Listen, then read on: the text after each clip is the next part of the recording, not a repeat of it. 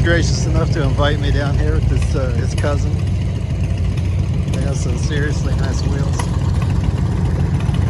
All Harleys except for me. I'm on the Indian Scout today. They said I could ride with them. Testing out a new GoPro I got. Hopefully the imaging is a little bit better than that last film when George and I were on Highway 49.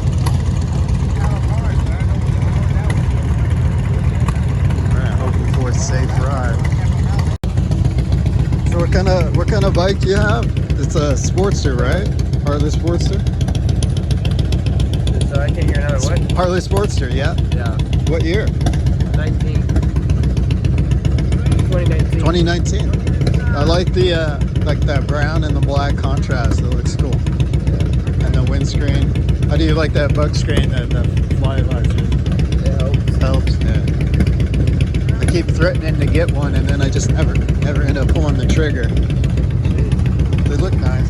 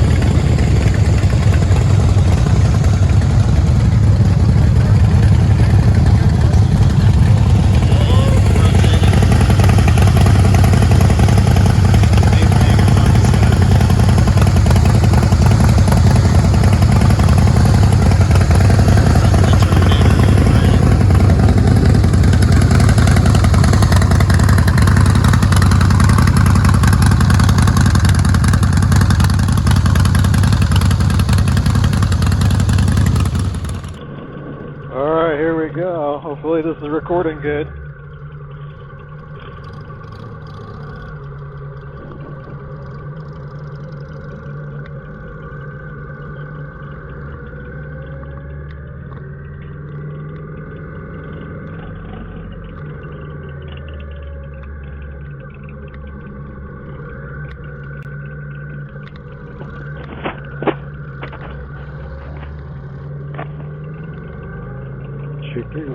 Chicky wings, chicken and macaroni.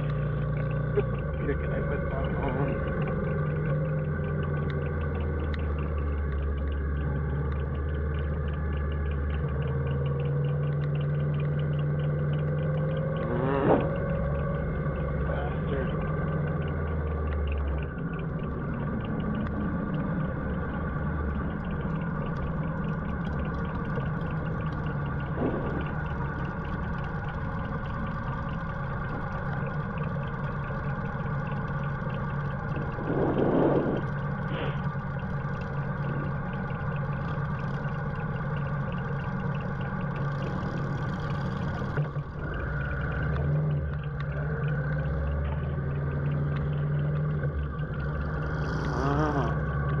Let's go.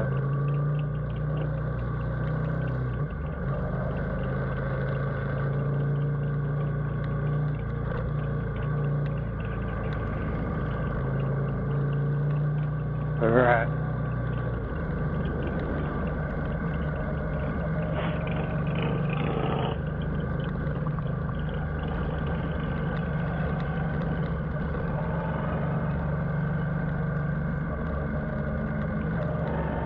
Well, here we are in Tracy, California.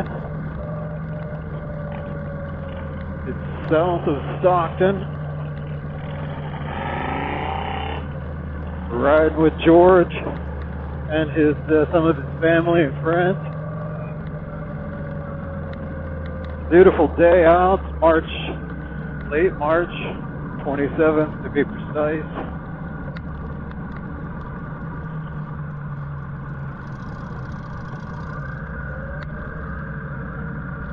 Some nice rides up here. Got 5 Harleys and 1 Indian.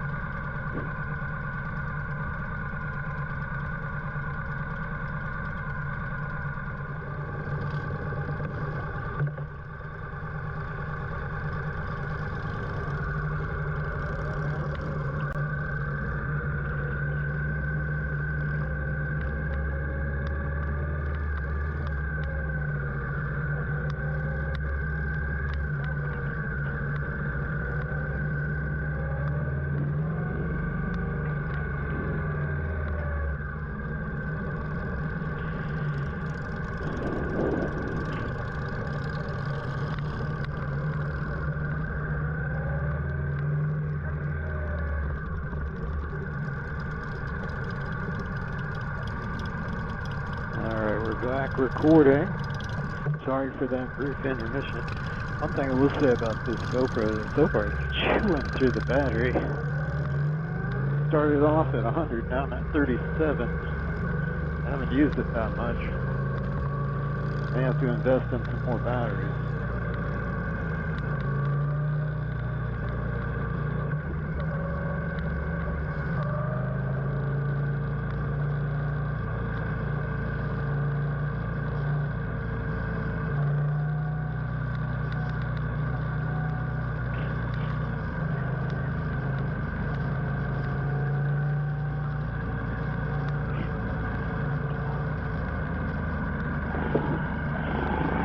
Yeah, so my Indian Scout, like I said, it's the 2016, so we're in 2021. It's not new anymore, I suppose, but I bought it now. The displacement's 1,134 cubic centimeters. There were 2 Indian Scouts. It made a cheaper version, a less expensive version, and that guy was like just under 1,000 cc.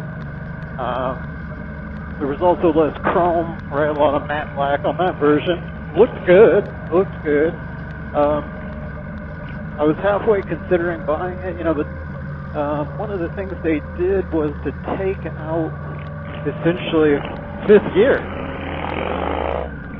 So my Indian has 6 speeds, right? And that lower price Scout has 5 speeds.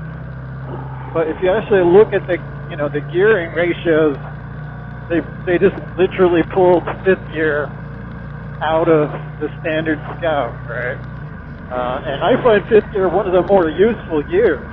Like when I'm in the city, and when you're on the highway in 6, which would correspond to the 5th gear in the other bike, in the other lower price Scout, but when I'm in the city, I use 5th gear a lot when I'm on the 40, 45 mile per hour road. So, I would hate to lose that gear, and that's ultimately, I ended up forking up an extra couple $1,000 for a gear. Well, and you get the chrome too. There's more chrome.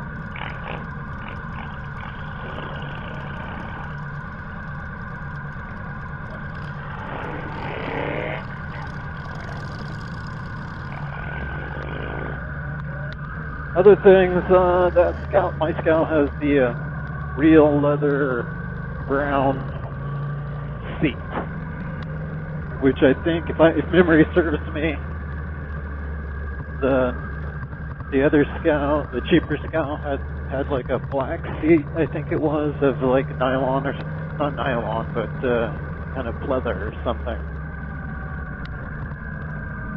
And we're making a stop. I don't know. We'll see.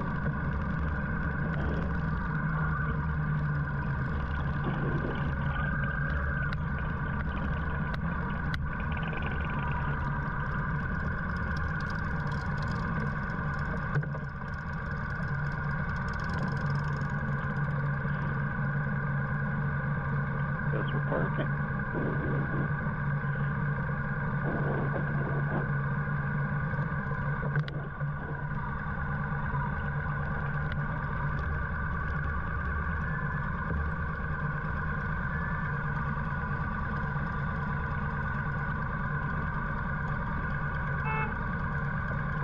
So I am gonna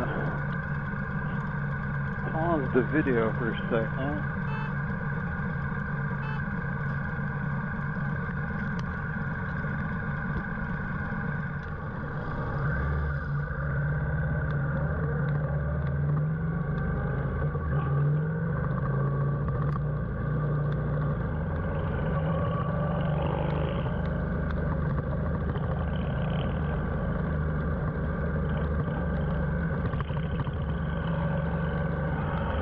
Alright, we're on our way again. And holy crap, the battery's already down to like 28%.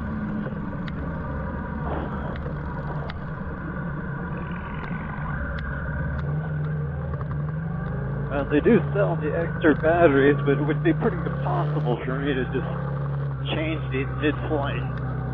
I think going forward, maybe I'll have to look into settings. Maybe it's because I'm filming in higher resolution. I just got this camera yesterday. Haven't had a chance to really play around with it. But I did charge up the battery to begin with. But definitely used a lot of juice.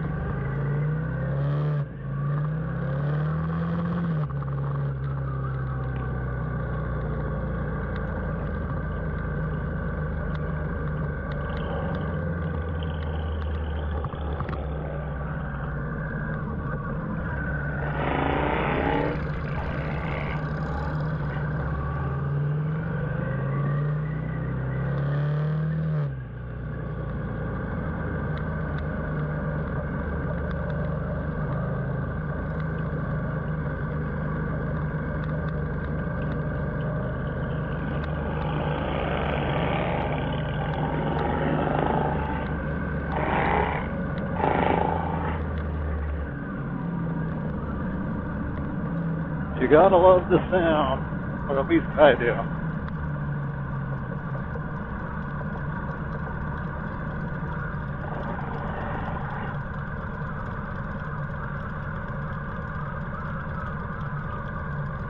It's really the first big ride I've been on in a while, with multiple riders in the last maybe 6 months. This COVID era. It's kind of hard to get, folks together, obviously, safety concerns.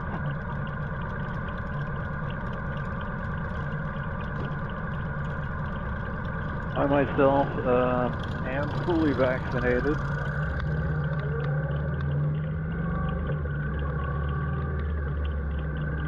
So don't forget, kids, get your shot. Just a little ouchy, but the juice is worth the squeeze in the long run.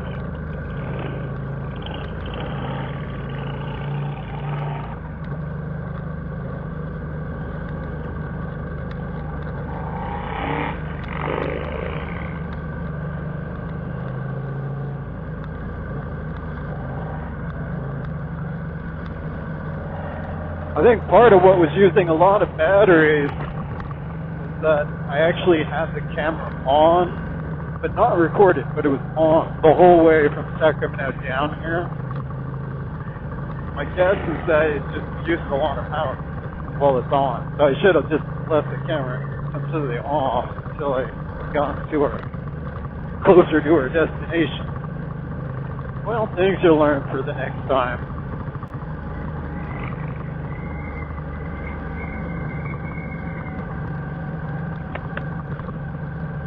Oh. I don't know how bumpy this is going to be. I closed my visor, so the sound may be a little better now, but I have it on stabilization mode, but there's something called super stabilization mode on this GoPro Hero 8 Black Edition. I didn't turn that on because I was looking at some of the test footage when we started riding, just a quick preview, and it seemed pretty good. But I'm on this like flexible mount system that I had to buy these clamps down on the handlebars. Seems pretty secure. There is some, some movement per se, like a little vibration.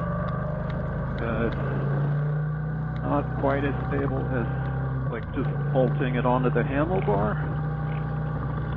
But the way the speedometer and all the cables and whatnot and the brake reservoir, all that stuff is on my handlebars, I couldn't really get a good position to attach the camera without this flexible mount.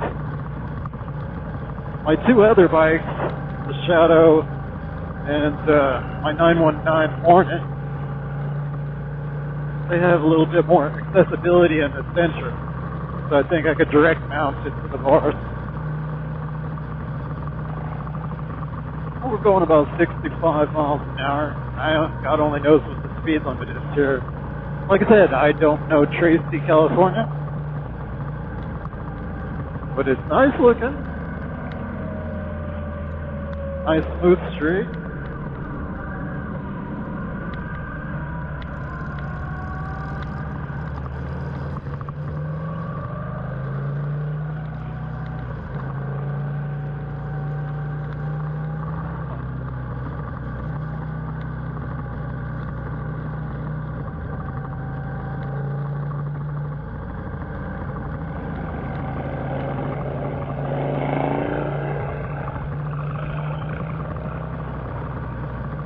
I can really hear that sports trick.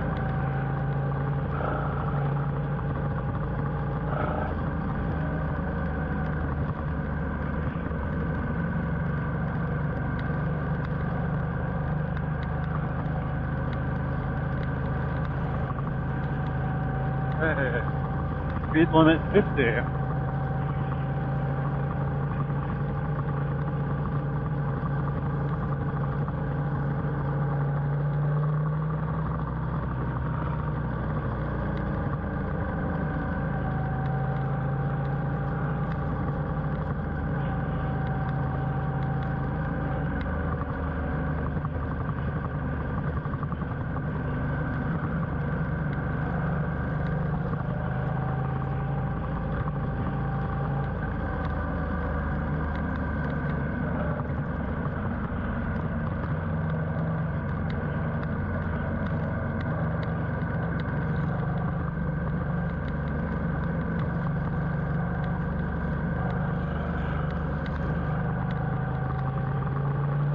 Yeah, I'm hoping the video footage, like the quality of it, is better than the last one I posted on my channel.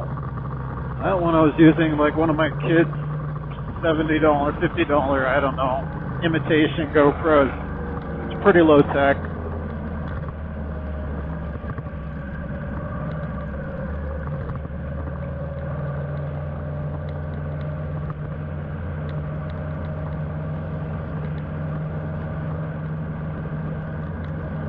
Alright, we're on the 580.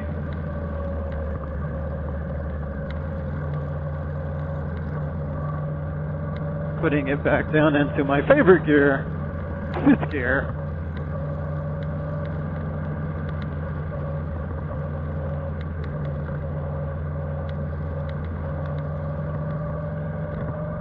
We passed the highway patrol. No sirens, that's a huge plus.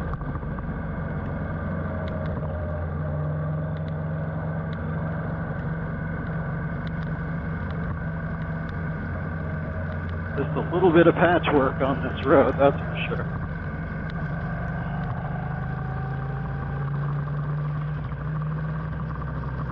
we may hit a pothole and be like, Joey,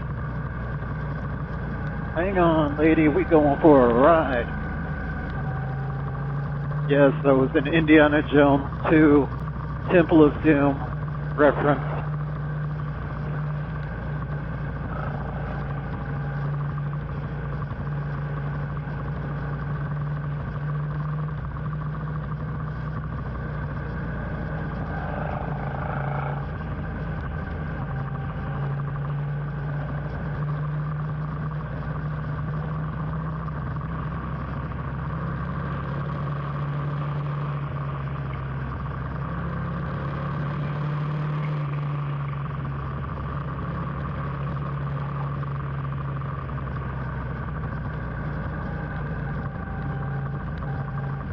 I guess the only bad thing about being in this rear position as I'm racing along, probably above the speed limit, I don't even know, that if there were a police officer behind me, I'd probably be the one to get pinched.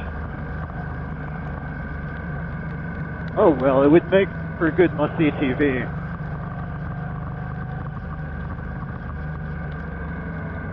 Ooh, ooh, ooh, ooh, ooh, ooh, ooh. We almost had a crack up.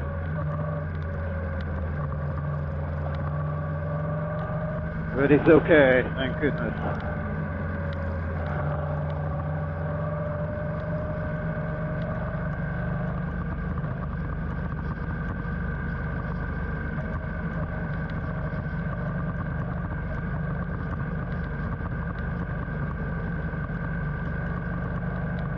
I'm sure right now his heart rate is up.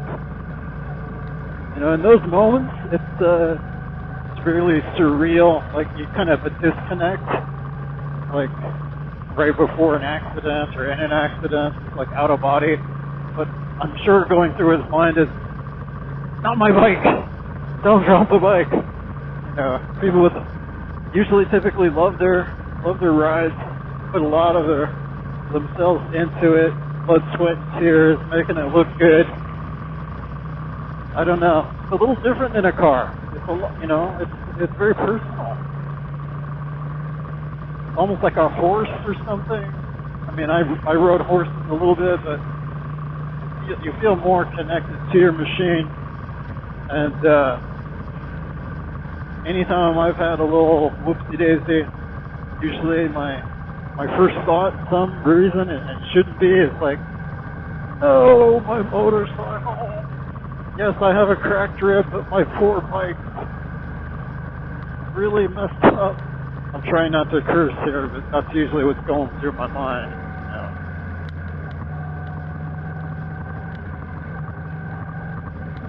I think for anyone considering riding, you know, I've been riding, probably 25 years-ish now, and I've always been able to walk away from anything. But I think one of the things to keep in mind for new riders is that, you know, you start out a little bit careful. You know, you respect the machine, you respect the road, you respect, you're full of caution, and you should be, and that's a good thing. The problem I noticed, at least with some riders, and including myself, was that you start to get better, and you're like, hey, this isn't so hard, and it's easy to have false confidence in your abilities. After about a year, you know, of riding, you're probably there, but that first year is kind of dangerous because as you develop some skills, you know, you might push yourself more than you actually are able to do. So just be careful that first year. You're going to get into different road conditions that you haven't experienced before, like gravel on the road, or, you know, sand, or ice, water. The first time it rains during a new year, that first rain brings the oil, the resin comes up out of the road, and it makes it slippery. And so that's something that you might not even be thinking about. We're just passing these like little kids on dirt bikes. That's awesome. I've actually, when I was very young and very stupid, I'm older and less stupid, still stupid, less stupid. But when I was very young, I have a house, I still have a house. It's up in the mountains. It wasn't my dad's house back then, but it's at higher elevation, and I only had like my 750 Honda Magna. That was it. That was my ride. I think our car was in the shop at the time, and we had no money. So I had to get to school, get to work, you know. I would ride down the mountain, and when I mean school, I mean college. But I was riding down these mountain roads, and sometimes it would snow, right? And I'm like on a motorcycle. Let me tell you, the characteristics of riding on the snow going down a mountain road, that's tricky. Tricky. And my older self is like, what the hell were you thinking? You should have just stayed home. But no, you're like, I'm 23 or 24 years old. I'm invincible. You know, sure, my face is blue from freezing and I almost slid off a cliff, but you know, whatever. Dust it off. And I think another time I had a deer jump out. Fortunately, the deer had really good brakes on.